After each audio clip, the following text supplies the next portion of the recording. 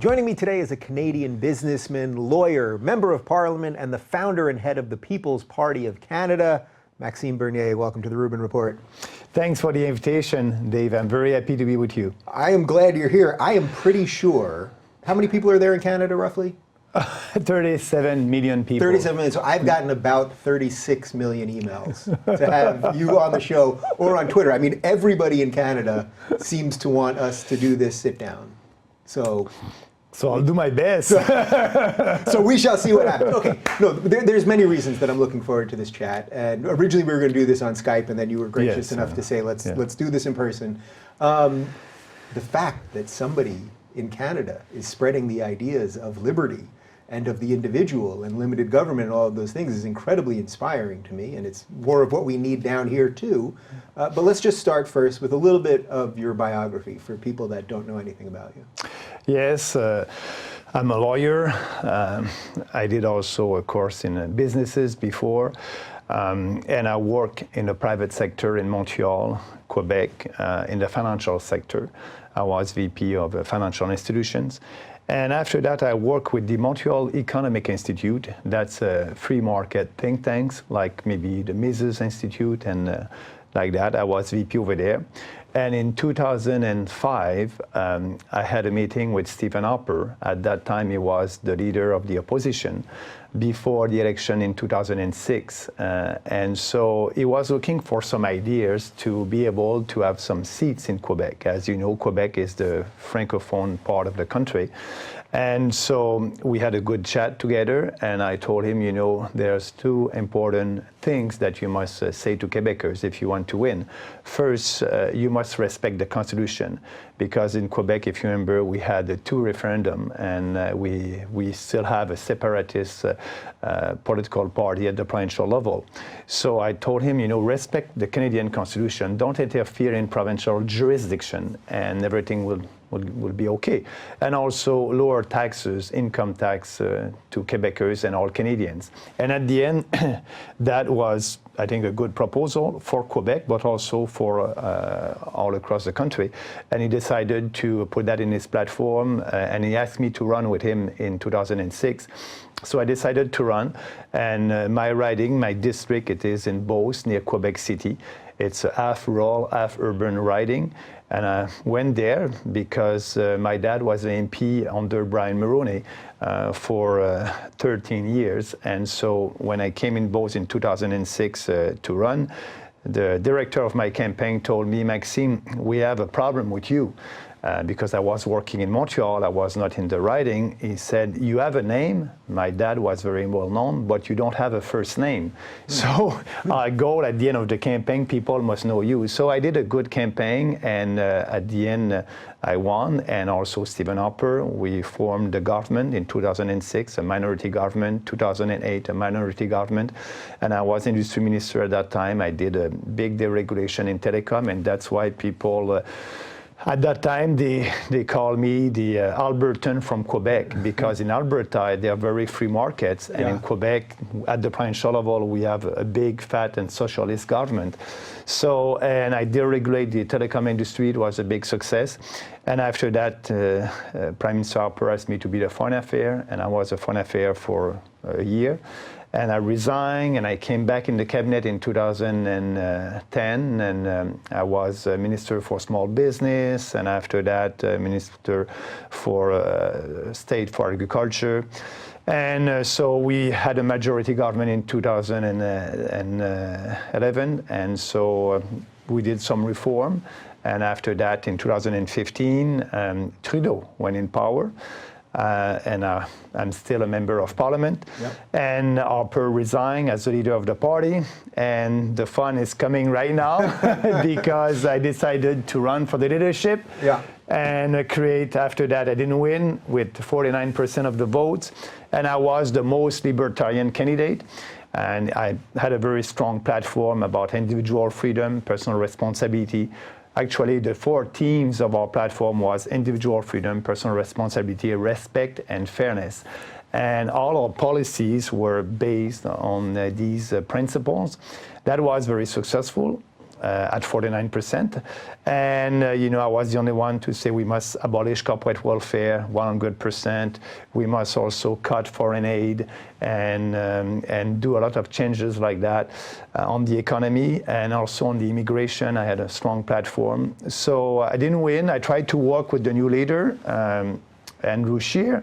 I wanted the leadership of the Conservative Party of Canada to adopt some of our reforms because that was very popular. And a year later, he told me that they didn't want me anymore. They won't take any of the ideas that I put forward. And also, I did a couple of tweets that they didn't like.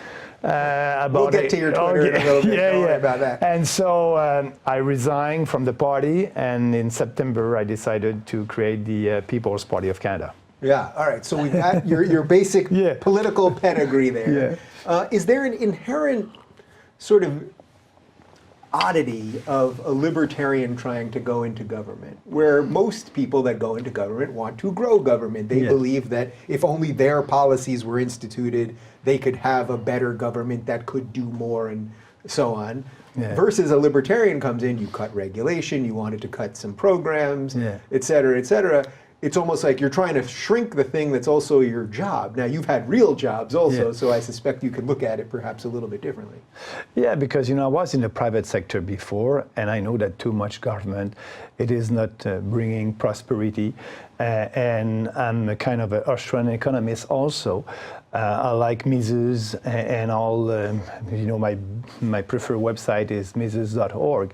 So I'm on the economy, you can call me a libertarian, but I'm not a real libertarian, because a real libertarian will ask for open borders or no more regulations or legislation on drugs, and so I don't believe in that. I think we must have a state that will have some regulation, basic regulations. So how do you figure out where that line is? That's been one of the themes that I talk about with a lot of different guests, and that sort of seems to be a little bit of the difference between people who consider themselves classical liberals and libertarians, where there's a little more, say, hand of the state on the classical liberal side. Libertarians, it's hard to know where the end is. Are we just in Mad Max? Mad Max, which sometimes they call you Mad Max. So there you go.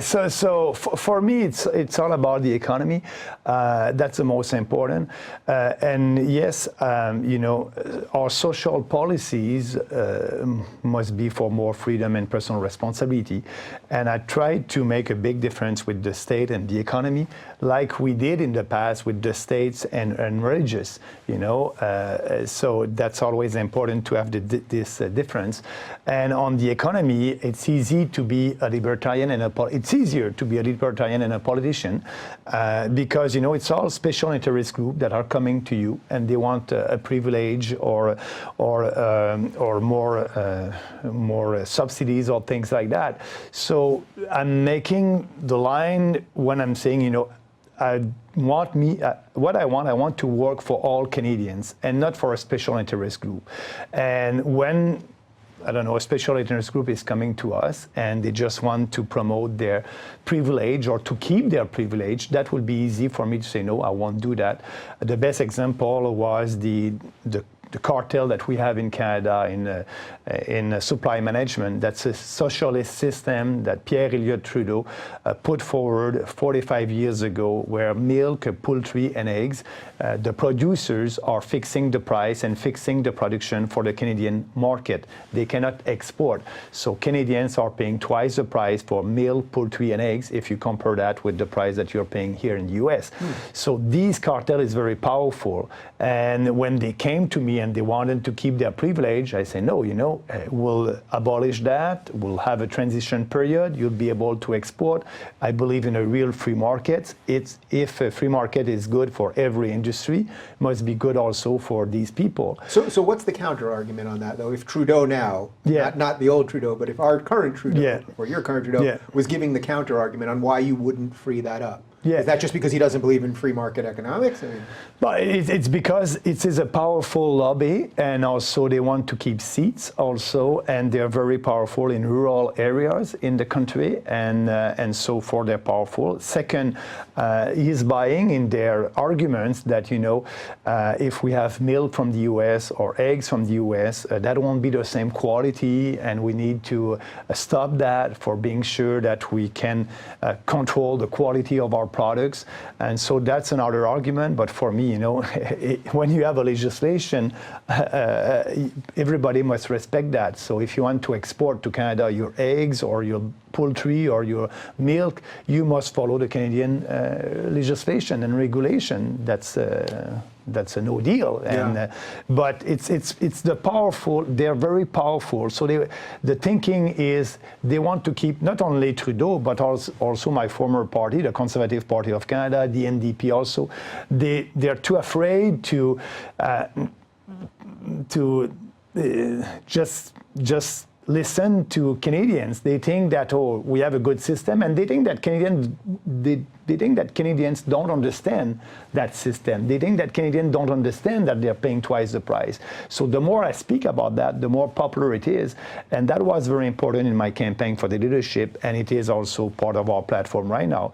So answering your questions, why Trudeau want to keep that cartel, I think it's only for political reason. So is the idea of liberty and personal responsibility and some of the other things that you're running on, are these oddly new in Canada? And I say that because when you started coming on my radar about a year ago and I saw people started tweeting about you, there were a lot of people saying something to the effect of, wow, if a libertarian is needed in Canada, then something really must be wrong there. As if there was no need for it for a long time, but maybe something unique is happening now. Yeah, people are ready for the new ideas, and I think people are fed up with traditional politicians that are saying something a day and the opposite the other day. A politician that try to please the special interest group. So what I'm doing, I'm doing politics differently, and there's no political correctness for our party. I'm saying what must be said for better policies in this country, in Canada, sorry, and so. I think people are ready, and what's happening actually right now, it's good to have the right ideas, but it's better to have the right ideas at the right time, and I think the timing is very good for us, for me, because we have a government in Ottawa right now, the Trudeau government, that are spending a lot of money, huge deficit, people they don't see, and we don't know when they will balance the budget. It must be around 2024. And everybody knows that the deficit of today are the taxes of tomorrow. So a huge deficit, huge taxes in Ottawa. And the economy is so-so right now in Canada. So people are looking for a kind of alternative.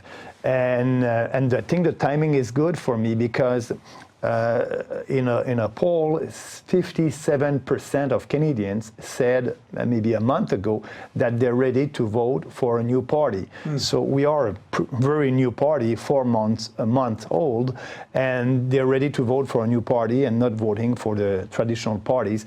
Something is happening. I think the big government in Ottawa, every time putting a lot of regulations and a lot of subsidies to businesses.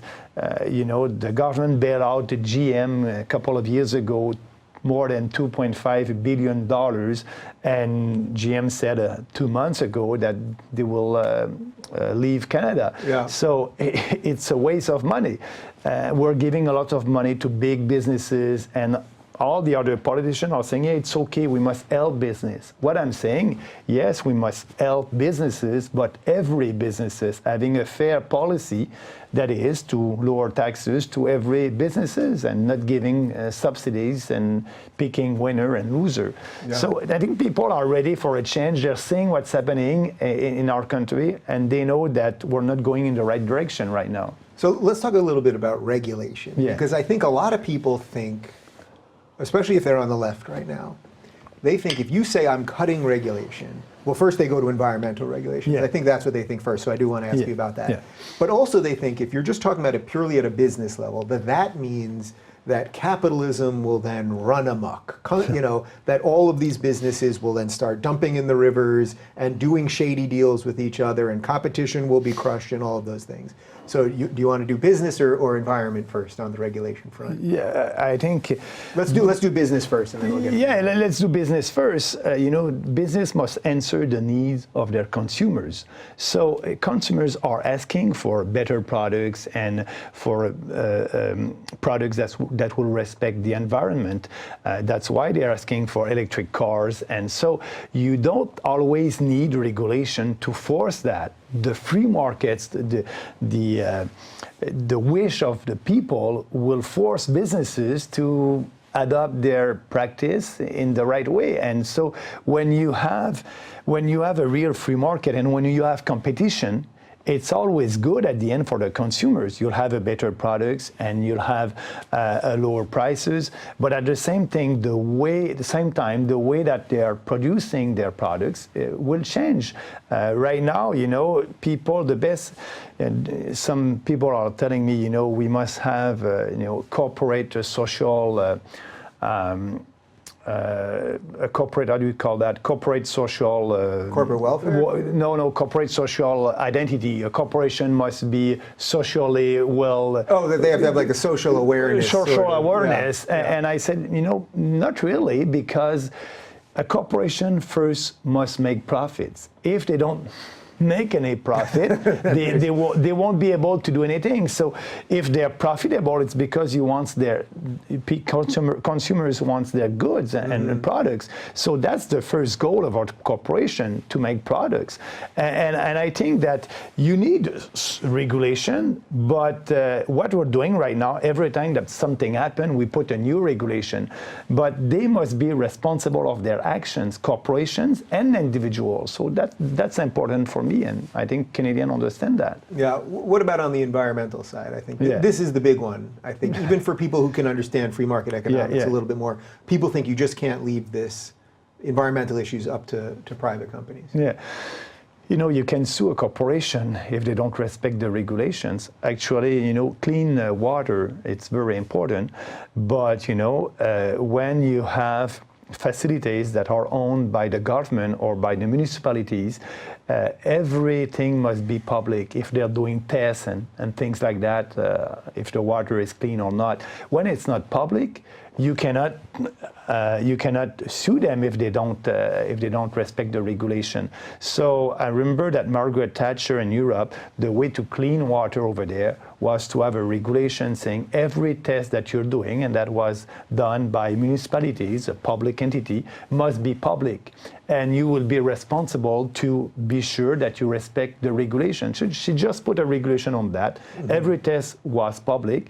And 5 years later, the water was cleaner than it was before because they didn't want to be sued. They didn't want to be, so they were responsible. So when you have a real free market, when everything is on the table and you know the information, that's bring usually a better quality of water or land. And so you have property right for that, and property rights, it's the basics of all that. But speaking about environment, now the debate in Canada, it's climate change. Yeah. So everybody wants to do something about climate change, and I'm the only party who said, we won't do anything. Environment in Canada, it's a shared jurisdiction with provinces and the federal government. And I don't believe in the Paris Accord. I don't believe that Canada would be able to achieve the goals that they put in the Paris Accord. And actually, the UN and the radical environmental in Canada said the same thing, that Trudeau wants to impose a carbon tax of $20 a ton. And he must impose a carbon tax of at least $200 a ton if he wants to achieve his target. So at $20 a ton, it will be only a distortion for the economy. And hard-working families will pay higher prices. So that's why, I don't believe in Paris Accord, and I think that we must not impose new regulation on that. We must let provinces and other provincial government, if they want, to have a cap and trade like they have here in the US, and other kind of a process for that. For us, I want to have a program that will maybe be very strong on clear water, clear air, something that people understand, and having the property rights that will work, and more information. You need more information at the same time to be sure that people will understand if this lake is clear or not. Yeah, so I'm glad you mentioned that, because it seems to me that it's about information and being able to get your messaging across. So for example, the Paris Accords, which obviously the United States pulled out of, it seems very easy. If you listen to the media, it was very easy. We have to be part of the Paris Accords. And then if you ask anyone what the Paris Accords are, they have no idea. If you ask them, well, is it a binding? Is there any, is there anyone watching to make sure any of this happens? They have no idea, and the answer is no. I just read last month that despite the U.S. pulling out of the Accords, that right now the U.S. is meeting most, if not, or exceeding all of the standards of the Accords. So how much of this is just about getting your messaging across? Because this will shift us a little bit to talking about the media, which you've had an interesting relationship with, to say the least. Yeah, you're right about that. You know, it's all about virtue signaling for a politician, but I think Canadians understand that. They understand when I'm saying, you know, the Trudeau government. Actually, right now, they are hypocrite. They are saying something to the population, knowing that they won't be able to achieve that. So I prefer to tell the truth, saying, you know, we won't sing that, and we won't do anything to achieve that, and we won't spend $2.3 billion to send that to African countries to help them to fight climate change. I think we must help Canadians first, so that's part of our platform. But the other party, like the Conservative Party also, they don't want to have a carbon tax, but they want to impose more regulations on Canadian businesses. And that's not the solution, but they try to please maybe the media, but also a portion of the population. And I think that, you know, when you explain, and that's what I like in politics, you know, I like to explain our policies and why we are having the right policies based on freedom and responsibility. And when you explain that, the more you explain, I think the better people understand it, and the more people will want to vote for our party. So for me, when I'm the only one to speak against the Paris Accord, there are a huge clientele there, and it won't hurt me. It will help me at the end. And you know, my deal with Canadians is be true, tell what you believe in, and have some debates, real debates, and that's important for me. So yes, the media are playing an important role, but we need to use also the social media, and that's why, you know, I'm very pleased to be here to speak to the American audience and Canadians audience, and just try to have a conversation with them and you. Yeah, what's the state of the media in Canada right now? You guys have a whole different set of problems than we do. Oh my God! What is going on with the CBC and just everything else in Canada? Yeah, you know, we have the CBC. I like how your whole body language changed immediately. Here we go. Yeah, we have the CBC, and the federal government is giving about $1.3 billion a year to the state broadcaster, the CBC, and in French it's Radio-Canada. And I'm the only politician, and it's a very popular policy that we must cut that because it is unfair. The CBC are competing with other private broadcasters for the advertising, and also they receive money from the government. So it is not fair. We must cut the CBC, and what I want the CBC to be a little bit like a PBS in the state. If they're so good, they will be able to have money from their viewers. But also the CBC, their editorial board are a little bit, I will be very kind, a little bit leftist. So you're being very kind. Yeah. It's worse in French though. The Radio-Canada in French are more leftist than CBC sometimes. So, is there a reason for that? You know, it's like your media here a little bit, but the worst thing is it is funded by the government. Yeah. So if you're I don't know, a CNN, and you don't receive any fund by the government, and you want to be on the left, it's your corporate decision. But the CBC must be more neutral, and they're not. So that's the big problem that we have in Canada. The way to fix that is, first of all, CBC must receive money from their viewers first, and second, the government must, if the government is giving money to CBC, we must know what's happening, and maybe the executive of the CBC must be before the Parliament once a year to explain their editorial policy.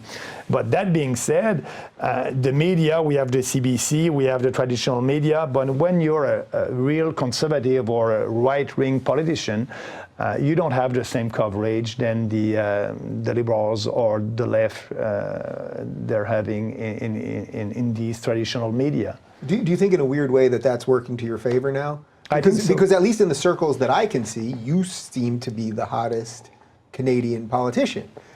Despite the fact, and maybe it's fueled by, maybe it's not despite, maybe because of the fact that you're the outsider from the media and people are so fed up with the media that it's like, oh, here's this guy doing it, circumventing them. And also, when the media, the traditional media are writing something about us or my party that is not true, I will call that. I will, and I'm very, very factual on social media and Twitter about it. And I don't try to please everybody, or I don't try to please the media. They have to do a job. If they're fair, it's okay. If they're not fair, I will be out there and I will argue my case. And that's not all the politicians. The politicians are not doing that. They want to be fine with the media. They don't want to have a fight with the media. And for me, I will have a fight with a journalist if he's not doing his job. And I think people appreciate that. So yes, when they're doing something not objective on our policies, on my party, that can help me at the end. Because, the credibility of journalists, it is not the same with people like you on social media. People have another way to find their news, and they're a little bit more critics toward the traditional journalists. And yes, I agree with you, that can help me as a politician. Are you able to debate some of your political opponents these days? I mean, does anyone in Canada put these kind of talks on television where you can actually get into the ideas with some of the people that you disagree with? No, usually when I'm on the traditional TV in Canada, it's all about, 5 minutes, 6 minutes. Yeah, and they want to get you. I mean, I've seen some of these. Yeah, they want to have it, and they don't give you enough time to answer the questions and to go deeper in the subject. But that's why I use social media. That's why I'm present in social media. So, but, I need to deal with that, and I think it's going very well right now. So how does this all link to just sort of the state of free speech in Canada? Because there does seem to be something particularly unique in Canada, which is why I've had so many Canadian guests and why Canada is usually our second or third most viewed country. Obviously, there was the Jordan Peterson incident with C-16. Yeah. There's what happened with Lindsay Shepherd at Wilfrid Laurier. Yeah. You've got Gad Saad up there, who's always fighting the battle of free speech. Is there something? Is this new? What's happening related to political correctness in Canada? Yeah, I think first of all that started 40 years ago in the university in Canada, like in the US. But now what's happening, there are some politicians who believe in that. And with that motion, M103, the bill C-16 now, these people that were at school a couple of years ago, 40 years ago, now some of them are politicians. And you have this debate right now. And it's good for us that we have Jordan Peterson and people like that. We must fight. I think we must not take for granted in Canada our freedom of expression, free speech, and we must fight. And I'm doing that as a politician. And with that bill C-16, that was crazy bill. Jordan, they want to force us, Jordan, to speak with a transgender, not he or she, but what was the word? Well, it was whatever they wanted. Whatever they want, yeah. But there's no obligation, There's no obligation to please everybody. Yeah. And is that what this all comes down to, though? That people just don't understand the fundamental responsibility of government in a free society? I mean, if we were boiling all this into one thing, that seems to me to be it. Yeah, you don't want the government to tell you what to do. You don't want the government to tell you what to say. You know, it's the basics of our democracy. And actually, you know, one of our candidates, Laura Lynn, because we have 3 by-elections in Canada at the end of February, the 25th of February, and I will have candidates. The People's Party of Canada will have candidates. And one of our candidates, Laura Lynn in BC, Burnaby, BC, in that riding, she at the provincial level fight for against gender fluidity. In BC, in the school, it's a provincial jurisdiction, they wanted to teach at school to young kids that if you're a boy, you may not be a boy, and if you're a girl, you may not be a girl, and you can choose your sex. The state wants to impose that and to teach that to young people. And Laura Lynn said, no, I don't want that. I don't want the state to tell us what to do. And that must be the responsibility of the parents. You don't have to put that in the mind of a young boy, 6 or 7 or 5 years old. So, but when she decided to be our candidate, all the mainstream media, oh, Bernier, and I said, you know, she has the right to her own opinion. And that's a great debate that they had at the provincial level. Now she's doing politics at the federal level. But, you know, they were trying to look at her like, you know, she may be a crazy candidate because she has some opinions and strong opinions. But, you know, because I believe in freedom of speech, our candidates can have opinions like that. We have candidates that are pro-choice, we have candidates that are pro-life, but Justin Trudeau and the Liberals, they don't want any pro-life candidates. So for me, my party must be like our Canadian society. So yes, I will tolerate different point of view, but people must be all behind our programs, a program that's very important. Yeah. But yes, we have these debates right now in Canada about the state imposing some values that I think that's not the role of the government. Yeah, is it actually part of the policy of the Trudeau government that if you're pro-life, that you actually can't be? But you know, it's in the party platform. It's a party platform. Yeah. If you're a pro-life person, you cannot be a candidate for the Liberal Party of Canada, and Justin Trudeau said that.